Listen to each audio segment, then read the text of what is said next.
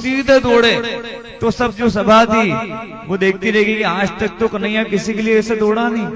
और जैसे सुना कि एक ब्राह्मण आया, बोले कैसा फटीचर अवस्था में है, कपड़े फटे हुए हैं, हाथ में लकड़ी है और एकदम दीन दुबला पतला है। जैसे ही देखा सुना तत्काल गए दौड़ते दौड़ते और गले से लगा लिया।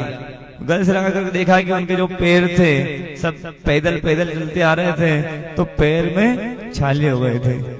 भगवान उनको अपने महल में लाए और अपने सिंहासन पर बिठाया।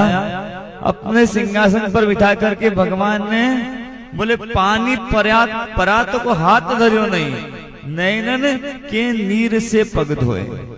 कैसे पग धो दिए? बोले देखी सुदामा की दीन दशा, करुणा करके करुणानिधि रोए, और पानी परात को हाथ छुयो नहीं, नैनन के नीर से पग धोए। ऐसे उनके पांव अपने आंसुओं से धो दिए भगवान ने। कितने ब्रह्मण्य भगवान थे। भगवान ने उनको स्नान वगैरह करवाया, आसन दिया, बिठाया और उनको भोजन कराया। बहुत दूर से आए हैं, थक गए हैं, उनको भोजन कराओ।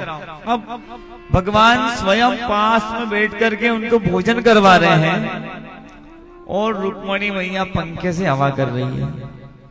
ऐसे भगवान है हमारे, बड़ी सेवा करते हैं ब्राह्मणों की। रुक्मणी मैया ने पूछा कि कौन है ये जिनकी आप इतनी सेवा कर रहे हो? बोले मेरा परम मित्र है,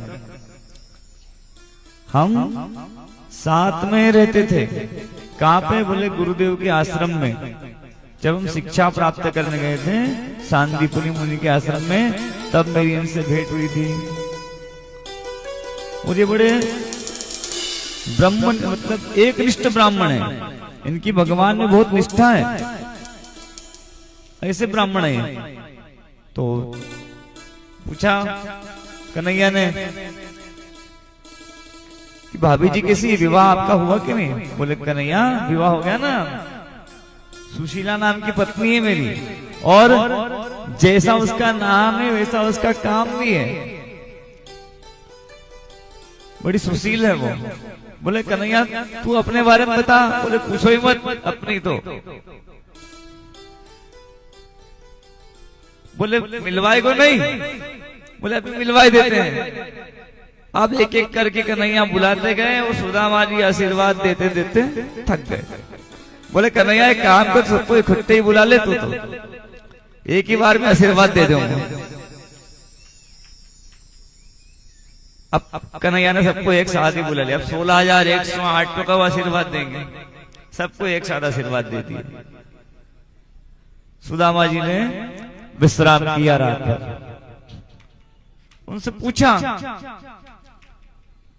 भगवान ने कि भाभी ने मेरे लिए कुछ भेंट तो भेजी होगी, मुझे पता है कि खाली हाथ तो नहीं आए होंगे। सुदामा जी ऐसी पोटली जब से आए तब से ऐसी पोटली बगल में छिपा रहे थे। तो कन्हैया ने कहा कि ये पोटली में क्या है?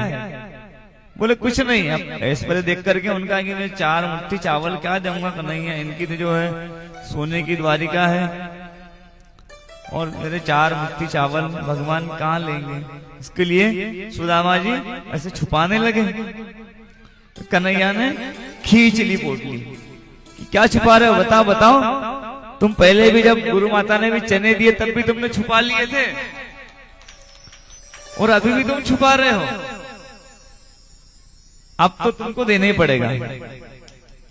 पुरानी बचपन की बात याद आ गई कि गुरु माता ने चने दिए थे तब भी सुदामा जी ने छुपा लिए थे।